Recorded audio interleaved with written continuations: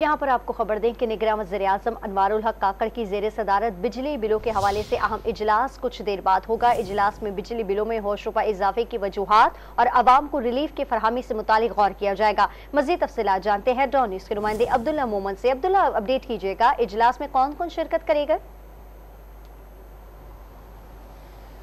जी बिल्कुल, पाकिस्तान भर में और इस्लामाबाद में भी बिजली के बारी बिलों के हवाले से एहतजाज जारी है। कल निगरान वज़ीर-ए-आज़म अनवारुल हक काकड़ ने इस हवाले से एक ट्वीट की कि जो बिजली के बिल है उसके मैंने नोटिस लिया है और इस पर वज़ीर-ए-आज़म हाउस में हंगामी इजलास जो है वो तलब कर लिया गया है।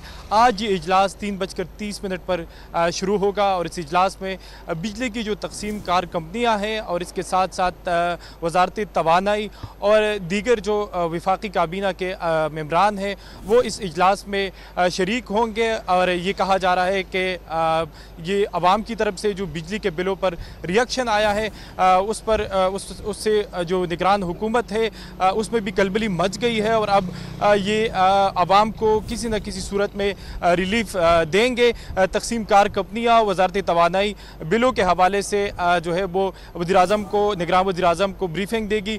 अब हम इस वक्त वज़ीर-ए-आज़म हाउस के सामने मौजूद है और यहाँ पर अब से कुछ देर बाद निगरान वज़ीर-ए-आज़म अनवारुल हक काकड़ जो है वज़ीर-ए-आज़म हाउस पहुँचेंगे।